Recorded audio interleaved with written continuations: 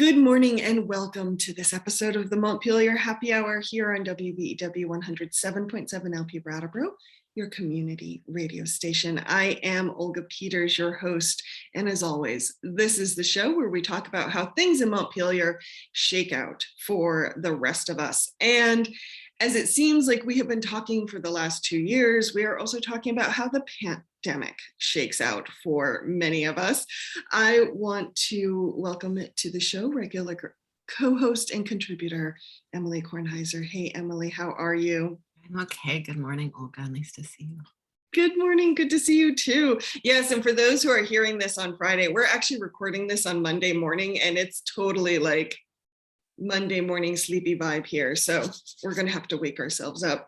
I also want to welcome to the show Cary Brown from the Vermont Commission on Women. Hello, Cary. It's so good to see you again. Hi, Olga. It's great to be here. Thank you. And Al Johnson-Kurtz from Change the Story is also here as well. I'm so glad you can join us. Thanks for having me, Olga. And we are revisiting, I know we've talked to Cary before about this, about the pandemic's effect on women, especially in the workforce. But we wanted to revisit it because as we've gone through the pandemic, I think Emily has actually talked about the legislature calling this the She-cession. Oh, the legislature did not invent that one. Oh, you did? Creative. No, that's like a thing. Oh, okay. Well, I'm giving Emily credit. So because we have talked a lot about the pandemic and women. But as we've gone through it and we've learned some more, I wanted to talk to Cary and Al just about, what else have we learned?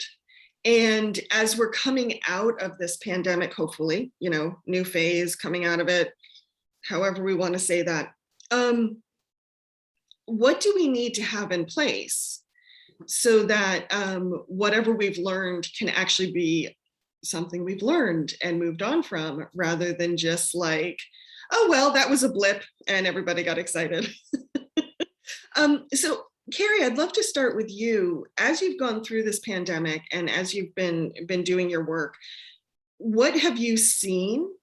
And what was maybe new to you now that you didn't see when the pandemic started? Well, I think the really big thing that I'm seeing now is just how wrong we were in our predictions about kind of how long this would last and where we would be at this point. I mean, I think that the last time we spoke, I don't remember exactly when that was, but I think we all would have thought that by this point, things would look really different somehow. And we would be, you mentioned this idea of coming out of the pandemic. I mean, that I don't even know if that's a real concept that we can even talk about anymore. And so, go ahead. Oh, I'm just going to jump in quickly. Just what you said made me think. I think one reason I struggle with new phase or coming out of the pandemic is because for some people, in their minds, it's over. Oh, and right, for some true. people, they're still being impacted. And I think even just that speaks to how uneven this whole experience has been for people. Yeah. So sorry, Cary. Exactly. No, I think you're absolutely right. And so if when we look at things like data, like unemployment numbers and how many jobs have been lost and all that kind of stuff, we don't necessarily have a whole lot more information now than we did several months ago. It became clear pretty early on that in terms of who is being impacted at work and through unemployment and things like that, that women are much more impacted, as are people of color. And that's just remained true. So now it's really more about, well, what are the structural inequities that were in place before this all started, which we were talking about a year ago, 2 years ago too, and what could we possibly do to try to really address those? And this isn't a new theme, we've been talking about this a lot, but those are much, much harder to get at. And so we're seeing things like before the pandemic started, women were doing way more work at home than men. They were doing more work taking care of children, taking care of elderly folks, sick folks, cleaning the house, making arrangements for who needs to be at what appointment and carpools and all that kind of stuff.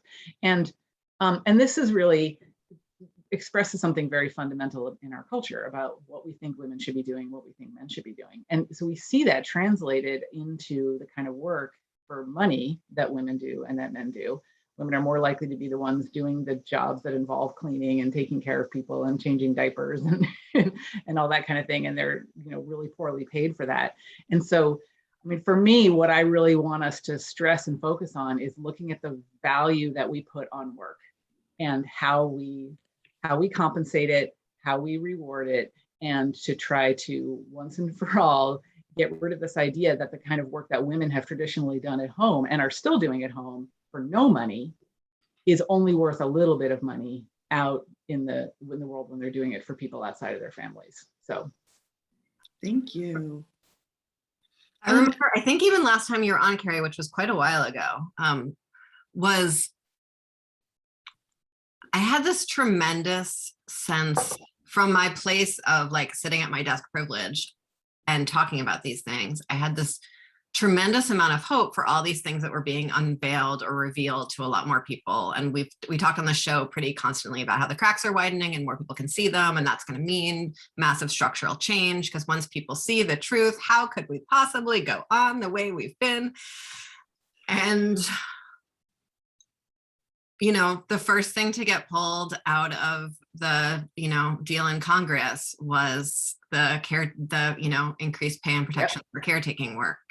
Yep. And as we've seen, the governor pull back on action on COVID, we see the people most impacted are all of the mothers staying home while their kids' schools shut down because of, increased cases. And all of it's just, I don't know where to go from here, because I had this story that it was really just that people didn't understand how hard it was, which was totally, you two have both devoted, Alan, Cary, devoted your careers to getting people to understand these inequities. And so, yeah. I don't mean to be a downer here on Monday morning, but. No, I really agree. And when I was thinking about this show and this conversation, I was having a hard time thinking about, well, how do we be positive here? And because it's exactly what you say. And just because people know about it doesn't mean that they're interested in changing it.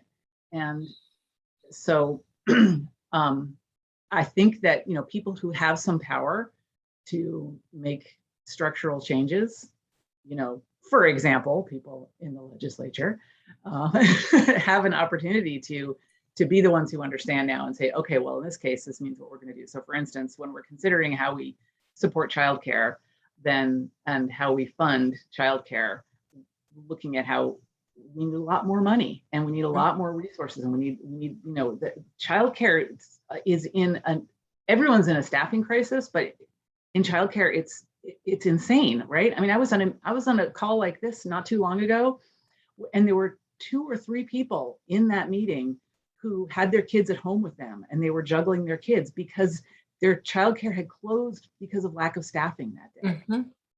And so, those are the kinds of things where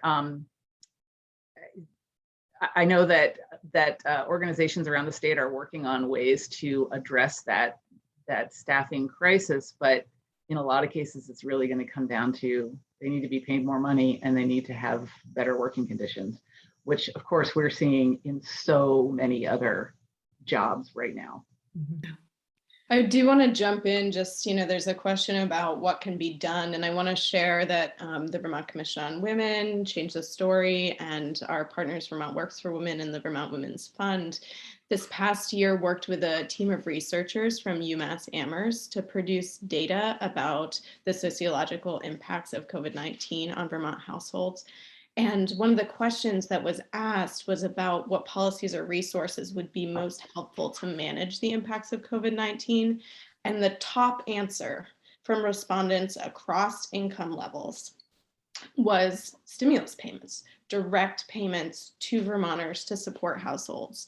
And that was something that the pandemic showed could have tremendous impacts. It lifted 11.7 million people nationally out of poverty to do those direct stimulus payments. And I think that we need more of that at this point. We need to separate people's ability to work from their ability to live. And that's, just in terms of a structural change, that's what Vermonters are demanding. And there's big push for it right now. And I think that could be something that could tremendously shift the livelihoods for our neighbors and community members. I think it's probably worth pointing out, and I'd love your thoughts on this, everybody. But what you were just saying, Al, made me think about some of the State of Working Vermonters reports that the Public Assets Institute puts out. And I think it was 2018, 2019, they talked about how the wages in Vermont, especially when you compare them to New England, are not up to our cost of living. And so what you just said, Al, and what about the UMass research, and then those reports, what they make me think of with these stimulus payments, probably one thing we're not talking about enough is that we almost like we were going into the pandemic with an economic gap, and now we've like got to make up that gap plus whatever the pandemic created. And that just feels so deep to me in many ways. I don't know how that resonates with any of you. I've been, the other sort of like sociological trope that goes along with she-cession is the Great Resignation. And thinking about in the context of a country and a state where we have very, very, very few people in unionized jobs, and the folks that are mostly in unionized jobs are mostly in unionized jobs where they can't strike. So public sector jobs, for instance. And so I think it's really hard for us to get our heads around what all of these resignations mean. All of these people saying, like, the next step policy implications of I can't possibly make this work in my life feels much vaguer because we don't have, someone with a picket sign telling us what it means. And so figuring out what the next steps are from there gets really, really complicated and confusing and lets in so much other noise about what's needed to do something about it. And so like whatever pundit picks it up can have their own or politician can have their own interpretation of what the Great Resignation means and what the policy implications of it are. But I think, as Al said, regardless of what it means and what the next steps are to sort of shift to the next economy we might be living in, people still need to be able to live during that. Yeah, I think this is one of those things where we really don't know what's going on with this Great Resignation, and we're not going to be able to know for a while. But I'm not an economist. Al is kind of an economist. Maybe they have a better idea about this. But if we have like 3% unemployment in Vermont, we have incredibly low unemployment, which means that it's not like people are sitting at home going, I don't want a job. Those jobs are not for me. They're working, and we still don't have people to do all of these jobs that we need done just to kind of keep things going. I mean, just to me, it suggests there is something really, really off in the whole system. Something is just out of whack. And I don't know what we do about that, but it may be that we have to go through some big readjustment period. It's probably going to be really rough. I haven't had a chance to look recently, and I used to be very diligent about this, but there's the unemployment rate, and then there's the rate of folks who are not employed, and those are two very, very different things. And sometimes they're closer to each other than usual. And Vermont's, I think, tend to be further apart than a lot of states. And we've talked a lot about how that sort of large group of folks who are not looking for work, who aren't counted as unemployed, tend to be women in Vermont. But I haven't looked at those numbers in the last year. So what are those looking like? Cary, I saw you jump. Did you want to make a correction on that? No, not a correction. Just well, we don't know about those people in Vermont. Right. Right. We know that about 28,000 people left the workforce in Vermont in 2020. But when I asked the Department of Labor, who are those people? Why did they leave? Do you know anything about them? They don't know. They don't know. And it's because they're just, I mean, they're, all the reasons why it's hard to get that kind of data, but it shouldn't be. We should be able to understand that. We know that nationally, a lot of women left the workforce completely during the pandemic. So there's no particular reason to think that didn't happen in Vermont as well, but we just don't actually know. Mm-hmm. Yeah. Did you have a specific question about that, Emily? Because I'm happy to. I just wondered if anyone has a current number on what the number of folks out of the workforce, rather than what that rate looks like right now. I don't have that, but maybe when we take the break, we could try to find that. Or we can stick in the show notes later. Yeah. Follow up. Yeah. Mm-hmm. Yeah, I mean, I think the point about women making up more of, the discouraged workers number, or people who are who have left the workforce completely. We know from our previous research that that those numbers are largely larger women. Yeah. So one reason I have been so focused on what policies we may want to change or put into place going forward is because one of my concerns is, and I think this goes to a little bit what Cary said about just because people know about something doesn't mean they want to change it, is when folks are feeling discombobulated, when their world has been upheaved, if that's the right use of that word, it is such a human instinct to cling to what you knew and what you understood, even if it's the devil you know. And so I want to make sure as we go through this pandemic and as we learn from it, that we don't just go back to what was comfortable, so that we can get out of the discomfort of all the upheaval and all the uncertainty that has been caused by the pandemic. Cary or Al, can you speak to that at all, or any thoughts there? Yeah, I mean, one thing that comes to mind for me is just how the Great Resignation leads to an opportunity for a lot of mass movement. And, it's kind of like you were saying, Emily, like it's almost like a strike without any leadership, like organized leadership. And so I think it's key for legislators to pay attention to where folks are showing up and turning out for rallies, for existing organizing that's happening in the state, so that those messages can come through loud and clear. I was just at a rally. It was at 5:30 a.m.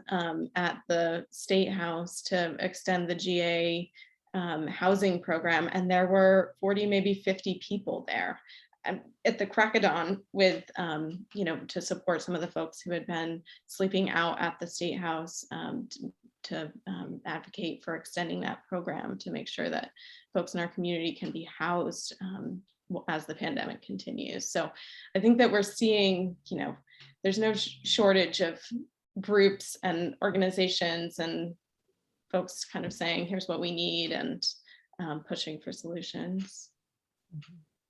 And for listeners who want to learn more about the conversation around GA housing, we did a show about 2 months ago. I have no time anymore. I would say it was 7 episodes ago or so, but Josh Davis was there, and that's probably the easiest way to go finding it in our archives. I also am,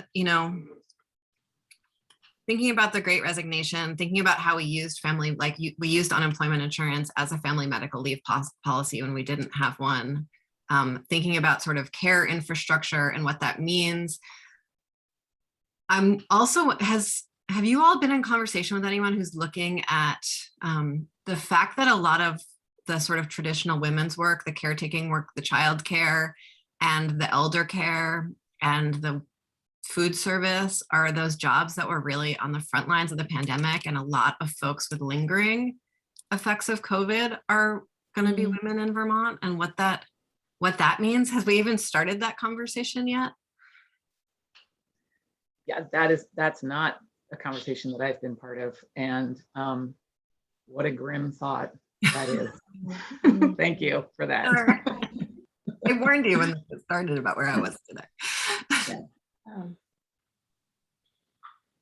I have not been in conversation with folks who are looking at the gendered impacts of the lingering effects of COVID. That is deeply troubling, and I think will have ramifications for years to come if that is in fact the case. And I don't know if, I know there was a big push at one point to disaggregate the positive rates by race. I don't even remember if I ever saw them disaggregated by gender. They are. Yeah, they are. The Okay. Department of Health Great. has been regularly Okay. reporting on that. Yeah. Okay. And they were at the beginning, it was higher for women, which probably had to do with more women being tested. And it's really kind of like leveled out. It's been pretty level for even for a long time.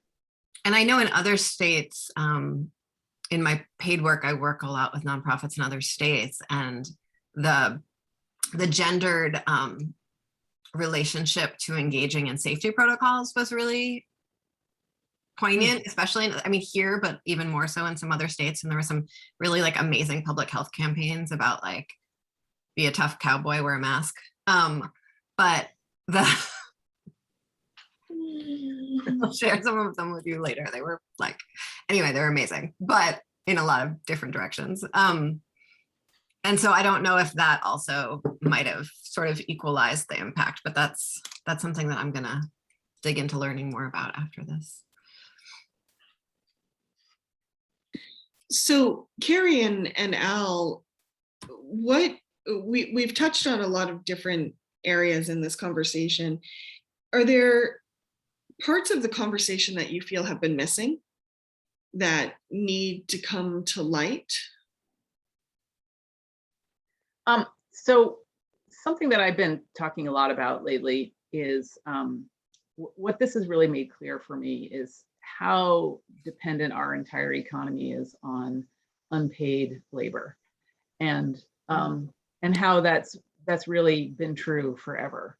And I don't think it's a stretch to say we can look back to the beginning of this country when we used enslaved people's labor to build everything, and then outlawed slavery and got very creative and clever about finding other ways to get people to work for no money or for just a little bit of money.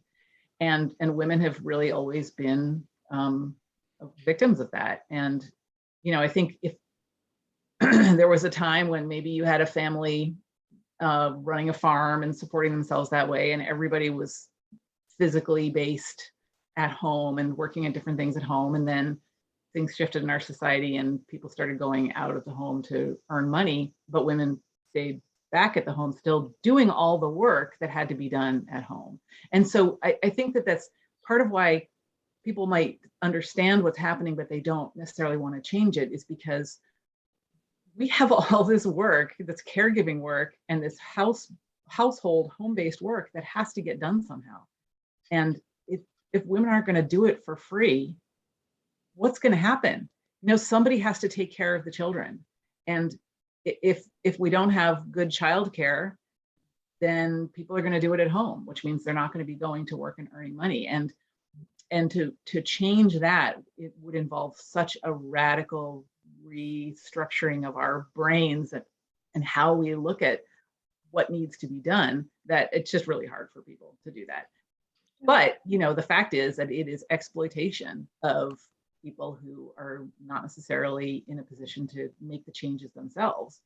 So our economy has to have somebody take care of children. And so if it's going to be people doing it for no money, okay, we'll just keep on doing that.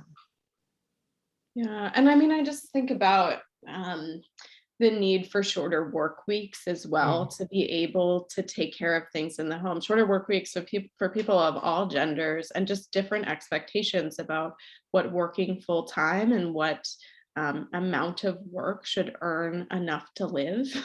That relationship, I think, is just deeply skewed, and it means that we end up outsourcing so much of the, for those of us who are in a higher income level, it means we end up outsourcing so much of the work that of the home, and then we're needing to pay other people a lower wage to do that work if we're not going to do it ourselves. So all of these relationships are just deeply out of whack and are leading to the situation that we have now.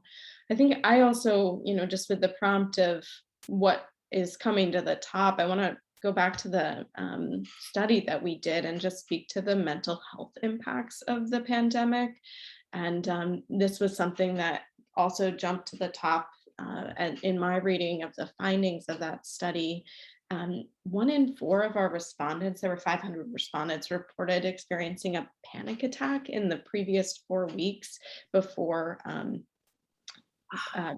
answering the survey. And 1 in 3 reported moderate or severe anxiety or depression. And that 18 to 24-year-old age group reported the highest levels of mental health challenges, with half reporting panic attacks in the previous 4 weeks, and nearly 40% reporting moderate or severe anxiety and depression. And so the pandemic has, increased just stress on people in this way that we can measure, that we saw with this study, and it's related to income. It's related to ability to meet, people's needs financially, and we saw that the mental health concerns were inversely proportional to income. So we saw that as people's income went up, that they experienced less stress. And I think that's something that needs to be talked about as well, because it's not just that people don't have money, it's that when you don't have money, it causes health impacts, severe health impacts. And everybody deserves to live. Everybody deserves to live without harm to our bodies caused by lack of income. Chronic stress of poverty causes PTSD. Like that's and then that and that then has epigenetic markers for PTSD. I mean, it's deeper into our bodies and our lives than I think even folks experience that are able to give credit for. That's definitely the wrong way to explain that. But and we have an opportunity to shift that right now. Yeah. As we saw from the survey respondents, direct payments to people to support, to alleviate the stress that's leading to severe health impacts. So, therapy is not, and what I've seen is that as we hear about this increased stress and increased mental health challenges that people are having, I see these calls for increased mental health responses to it, rather than getting to the root causes of the stress that's causing it. And so I don't think we're going to suicide hotline our way out of this situation that we are in America, and that's disproportionately impacting.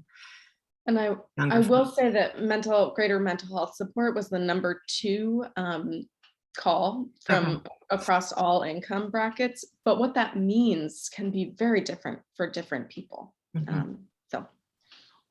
mean, I completely agree with you, Emily, that we're not going to suicide hotline our way out of it or teletherapy our way out of it, but also the state of mental health care is just, unconscionably terrible. So that's a whole separate thing, And so I think that a lot of people who answered that survey probably were thinking about things like, I need a therapist, or my kid needs some kind of psychiatric care, or some kind of, I don't even know what care, but I can't find it because, I can't navigate the system. And those diagnoses and medications. I mean, So Al, you've mentioned this survey and report a couple times. Is it public? Is it something I could link in the show notes so people could find it if they wanted to read it? Yeah, you should head to the Vermont Commission on Women website for that. Great, thank you. Yeah, I can send you a direct link to it. I'd appreciate that, Cary. Yeah, the findings are extensive, and I welcome people to read over them. I think there's a lot of interesting information in there. Wonderful. Thank you. We are out of time in this first segment. I know it went so fast. So I would love everyone to hang tight, and we're going to hear from some underwriters here on WVEW 107.7 LP Brattleboro, and we'll return in a moment. So hang on.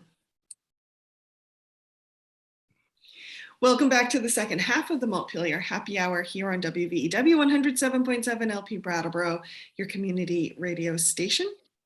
You can also find us on Brattleboro Community Television and many PEG stations across Vermont and even in Massachusetts, as well as our Captivate homepage and our Facebook page as well.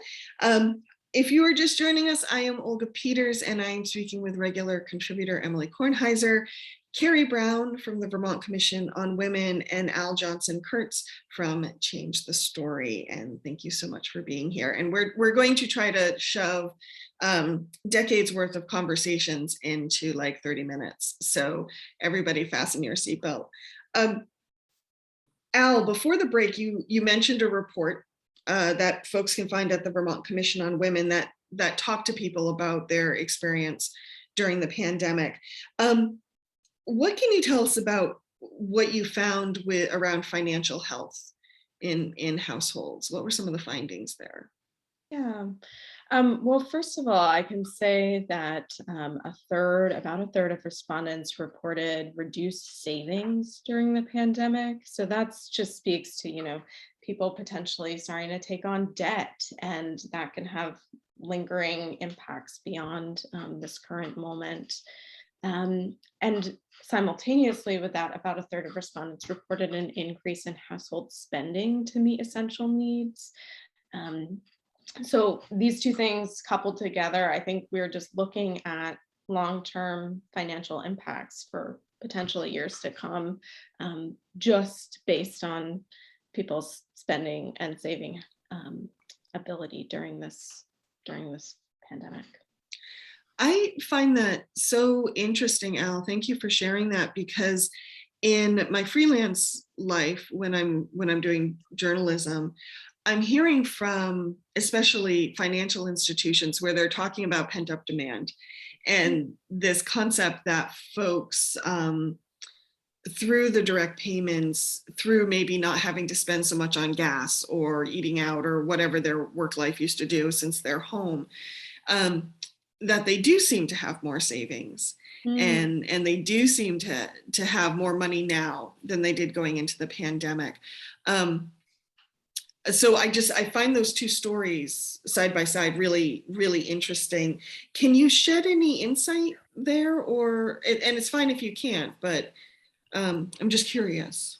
Yeah, I mean, one other stat that I didn't mention initially was about, people's income and reported income from the 500 respondents. I'm not sure that's going to be able to fully illuminate these two different stories, but it's basically, we found that 52% of respondents said that their income has remained about the same. 34% saw a decrease in overall income, and only 13% of respondents saw an increase. So that may be because we have 500 respondents. That's not giving a full picture of Vermont. But I would be curious to hear more about the financial institutions, what they're seeing and how that's playing out. Well, and I think we can acknowledge that, especially with the financial institutions, what they're seeing are things like mortgage requests, or they're seeing people's savings accounts when they can go in and look at the numbers. And so that's probably a form of self-selection in a little bit of a way. Right. You have to have a savings account to show up in those. Right. Yeah. Right, which again goes back to this whole idea that this pandemic has been a very uneven experience for a lot of folks. And I think also to request a mortgage, you need to have some savings to be able to pay for your down payment. But that's not an indication that you have a lot of money at that moment, that it's just a request for a lending. And so, That's a good point. and as with any request for to take on debt, that's a request to take on debt. Yeah. I also, Go ahead, Emily. Sorry. Something that I think we've explored a lot and we need to keep exploring as we enter the next phase of this is the particular shape of Vermont's economy and how different that is from many other states. That we have this enormous percentage of Vermonters who work for nonprofits. And of the folks who don't work for nonprofits, that's an enormous percentage of people who work in the service industry.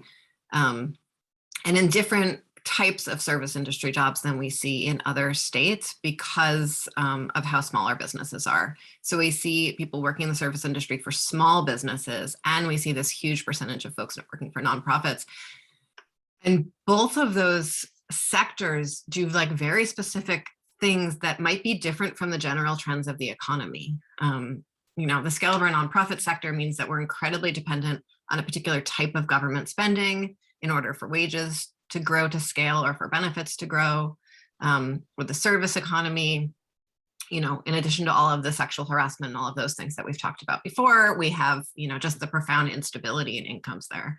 Mm-hmm. And so I think that our recovery might wind, if we do have a recovery or whatever our next thing is, in addition to being sort of K-shaped like all the rest of the country, I think it will have its own, its own letter or its own shape to the K. Mm-hmm. Thank you, Emily. One thing I'm curious about as well is as we move forward, and wow, my brain just went completely let me try. So please do that. What I mean about, so for instance, if we're talking about policy solutions that work in Vermont for whatever the next stage of our economy is, and we're looking for ways for our social, for our social infrastructure to grow, whether that, we call it benefits or safety nets or whatever we want to, and folks work for nonprofits, that means that their ability to receive benefits or increased wages, as I said, is totally like both has a level of control by the state that is not true in other sectors. That because the state contracts with so many of the folks or is in an economic relationship with so many of these organizations, the state has a level of bargaining and regulatory power that it does not for the bulk of the private sector. And so that presents tremendous opportunities to both institute like much stronger labor protections, shorter working hours, higher wages, socializing benefits. But it also means that needs to be state dollars that essentially are driving a lot of that. And so that's, so what it takes for us to get there feels like an easier policy win in that we have greater control in the legislature over that sector. But it also means that any decisions that we make on that, the burden of that needs to be held by the general fund. And in the absence of significant more revenue, either from taxes or from the feds, that's really hard to do. And that's sort of the box that we've been trapped in for a while. And that's the box that we live in, no matter what. Because if we weren't contracting with all of these nonprofits to do this work, we would be hiring state employees to do it. It's the work of the state government that needs to be done. And so it's just a matter of how do we fund that? How do we make that happen? I really see that as a great opportunity and amazing power that the state could choose to exercise. And of course, the challenge is going to be how to pay for it, but that's always the challenge. And there's also the thinking about where our values are as a state and how we express those values with the money that we spend. Mm-hmm. So what would it take, Emily, to, right now, a lot of our benefits are attached to a person's work life. Mm-hmm. And as Al mentioned, people's ability to work and how they can fund their lives are not necessarily the same thing, at least not as aligned as they could be. So what would it take on a policy level to decouple those two things and base something like healthcare or family leave or something like that on the fact that someone lives in Vermont rather than just that they work in Vermont? Mm-hmm. Well, so the direct cash payments that we were talking about that Al brought up are, right now at the federal level, they're really tied to what is essentially like a reimbursable tax rebate. That's how, that's sort of the mechanism that's being used. And we have those already in state tax policy. I love it when I actually get to bring taxes into one of these conversations because it's really very rare. And we have a bunch of reimbursable mechanisms already built into our tax policy, but they're often, the threshold for them is usually a specific number that never had an inflator built into it when it was originally passed into law. And so if we actually brought those numbers just up to what they would have been if like regular inflators had been built into them at the beginning, that would make a huge difference in Vermonters' lives. Like if we just sort of straightened, if we tidied the tax code in that way and brought it up into current day reality, that would make a huge difference in terms of people essentially experiencing things as direct payments to families. And they would be annually. And I certainly, there was a decade where my annual tax rebate was what paid for like my entire life to be possible. It was what paid for the car repairs, it's what paid for the back bills, and it's what paid for summer camp, like summer daycare. And so, and that could be changed to quarterly payments very easily, if we wanted to sort of better match the feds. And so like, that's very possible. The second thing, I am not going to touch healthcare. It's been 3 years I've been in the legislature. I don't really quite understand how Shumlin failed and what memory we're all still like carrying from that and how that keeps the legislature from moving forward. And like, that is still something that I am digging in on and hope to figure out in the next 5 years. All things, healthcare is it all seems so possible because every other country does it, but yet somehow we still can't do it. But for the rest of the benefits, some of that is, I introduced a bill with the Workers' Caucus and the Women's Caucus signing on at the beginning of this last session, at the beginning of the biennium, that required things like reliable and flexible schedules for anyone who is contracting the state government. That makes a huge difference in people's ability to engage in caregiving in their private lives. That requires sort of, salary scales to be matching up with the work that's being done, with just like some really basic, very strong labor protections that would essentially cover anyone that's contracting with state government. So that would cover a huge sector of Vermont economy. And then there's things like family medical leave being outside of, your relationship to your employer, or childcare benefits being outside of your relation to your employer. And those, family medical leave partly didn't pass last time because of the startup costs. And we have really significant one-time dollars right now that maybe could pay for those startup costs this time. And so that feels really possible to make that a universal system instead of a system tied to employers. There's some momentum to tie an unemployment insurance system, actually.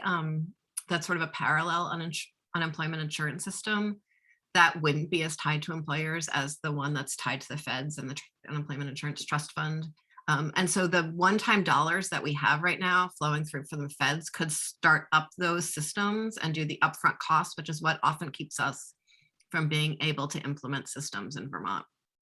So those are just like some policy ideas that are floating around. Whether or not they can be one of the 5 policy ideas that make it across the finish line in May, I have no idea right now. What do you all think? I'm glad you brought up the bill about the reliable and predictable schedules and the other sort of basic protections, because that would make such a huge difference for people and probably would help get at least some of this great resignation challenge. And then I understand the frustration about healthcare, but obviously, if people didn't have to worry about paying for healthcare, I can't even imagine what that would be like. You know, it's better than it used to be, but it's still just ridiculous for so many people. It's just such a huge proportion of their income.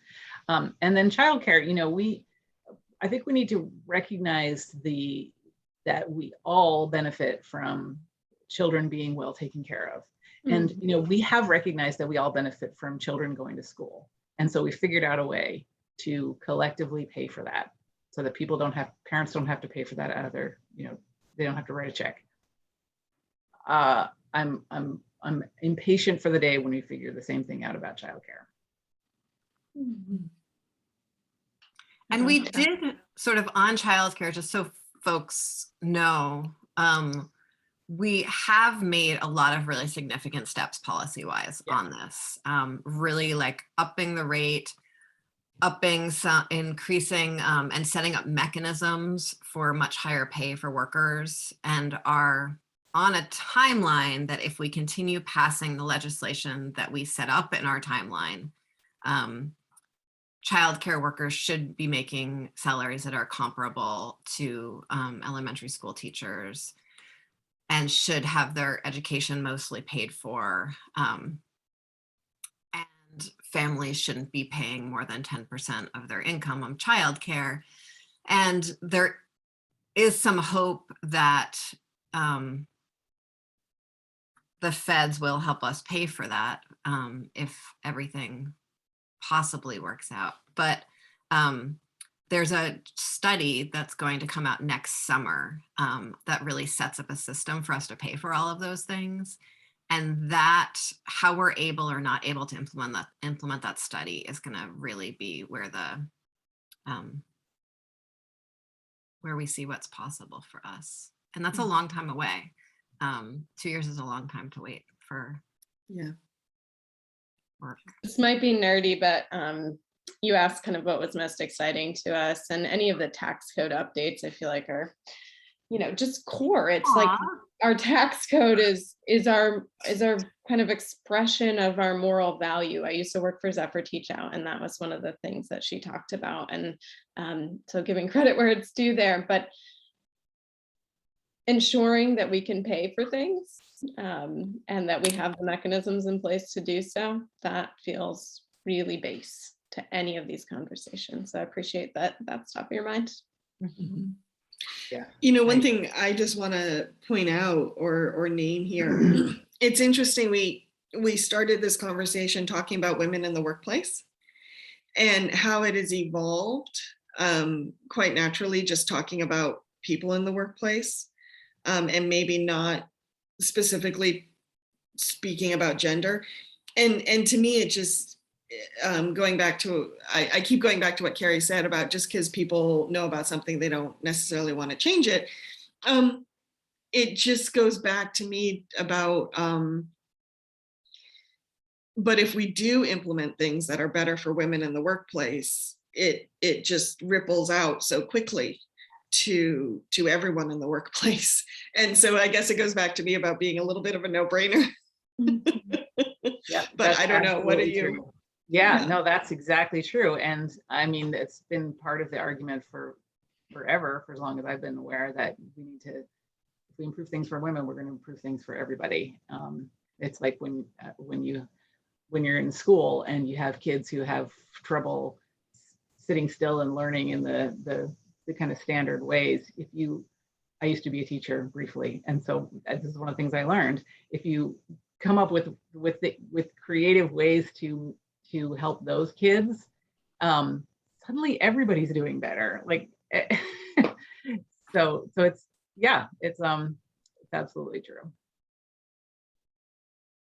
Al, anything you want to add? No, I'm just grateful for you all for having us on and for opening this conversation. I hope it continues. Well, I wanted to go back to your report quickly. I don't know if this touches on it because I haven't read it, but you know, one thing I'm very curious about is just as we try to transition systems, especially financial systems. I keep hearing from folks about, for lack of a better term, benefit cliffs. And, you know, and how sometimes their transition can be halted because they're stuck between, well, I can make more money, but then I lose all these other things that have been supporting my life. Can you talk to that at all? Are you seeing anything in this report, or are you seeing anything in the rest of your work life that can talk to that? Cary, I think you might be best suited on this one with the commission's research. I can try, because we have spent a lot of time talking about this, as Emily will remember, when we were talking about the minimum wage, and that was a big concern of the Commission on Women. I confess that I have a fairly simplistic, probably based on ignorance, view of this, where to me it looks like just give more money, and in this area, or, you know, change the requirements for the benefits. I mean, it just, I'm not sure why it is so hard. I know why it's so hard. It's because every different program has its own different requirements and its own different levels and all of that. But if we kind of go back to what you were talking about, Al, of making sure that people can just live, and if that's kind of our principle of, do people have enough money to be able to live, then I think that helps simplify this benefits cliff issue a lot more, so that, you know, if we're just giving people money and making sure that they have what they need, and there's kind of a unified view to it. I mean, obviously I'm oversimplifying this, but you know, I know that it's so complex in the structure in state government, but I do think that if state government wants to figure this out, they could kind of get together and look at all of these programs and figure out what is the unifying approach to this, so that people are not, they're not penalized for advancing economically. So when they start to make more money, they have a chance to have some savings. So you're, you know, looking at things like how much they have in savings, a means test, and changing those so that it is possible to actually get ahead. Again, it would probably involve the state spending more money. I do think we're I think we're getting better at talking about that. Yeah. I think we're getting better at naming where the troughs and the cliffs are. I think we're getting better at saying, perhaps maybe when we build a new system, we should align it with the other system so that there isn't a different threshold for everything. And I think we're going to continue learning things as we continue through the pandemic, because there are a lot of programs where thresholds were lifted or where recertifications were paused, that we've seen people staying enrolled that would have been sort of kicked off of those benefits previously. And we're seeing the incredible good that comes of that. And so that's true of Medicaid, that's true of food stamp, some food stamp thresholds, and that's true of free and reduced of lunch, school lunches. And so I think we're gonna, and we've seen the reach up TANF thresholds change during the pandemic. And so I think there's gonna be a lot to learn from sort of the human benefits of that a couple years out when we can look at it more. I'm realizing that we are over time. No? Nope, we still have 5 minutes. Oh, okay. Thanks. I'm gonna be great. I think I was supposed to be somewhere at 9:30 and I didn't say that at the beginning, so I will be late for that meeting. And now that I am awkwardly saying all this out loud on the show, I thought I would add that the views and opinions expressed here on the Montpelier Happy Hour are those of the hosts and the guests, and not any of the stations that the show is broadcast on, because I forgot to say that after the break today. So I'm And I gonna forgot to now. ask you, so it's okay. So I know this is maybe a lot to try to squeeze into the last 5 minutes, but I think what all of you just said kind of echoed for me is, I'm wondering, we're really getting good at looking at the problem and seeing where people are struggling. But I notice in a lot of economic things when I read about kind of thriving, for lack of a better term, we actually don't define that in so many ways. And I know in one way it's very personal, what one person considers success, another person may not. But do we have in place benchmarks for what it means, at least on an economic level, for someone to be doing well. It seems like maybe we don't define that. And so do we even know what benchmarks we're going for?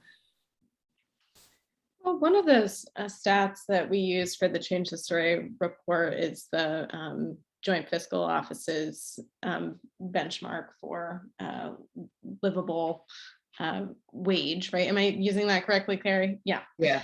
The basic so, needs budget, being able to cover your basic needs. Yeah. Thank you. That's, yes, appreciate it. And so that is a place we could look. I don't know how updated that is. I don't know, since 2019 and with the pandemic, whether there have been changes made to that, maybe, Emily, but that is one place we could look. I also just,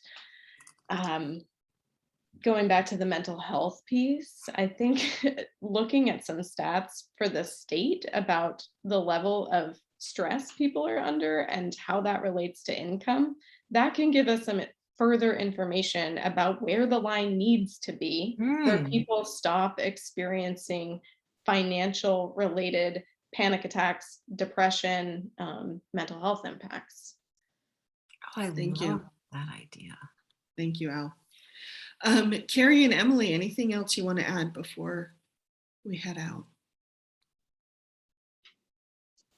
I just want to say I'm also grateful to be having these conversations. I super miss my Commission on Women time with the two of you. And so thanks for coming and having this conversation together. Do you want to toast to that, Emily? Because I realize we haven't toasted recently, so we should. So thank you, Al. Thank you, Cary, for being here today. I want to toast you for all the work you do and for being willing to come back and have this conversation with us over and over and over again. Cheers. Cheers. Thank you. If you want to find more information on some of the things we talked about today, you can go to the Vermont Commission on Women's website. You can also look up Change the Story. I will be adding some things to the show notes on our Captivate page and on our iTunes page. As always, you can find the Montpelier Happy Hour on WVEW 107.7 LP Brattleboro, your community radio station. Emily, where can folks find you? Folks can go to emilykornheiser.org and you will find links to all of my social medias and phone numbers and all the things to get in touch. All the pertinent deets. Yes. All the pertinent details. Thank you, Cary. Thank you, Al. Hey, everyone. Have a great weekend. Thank you.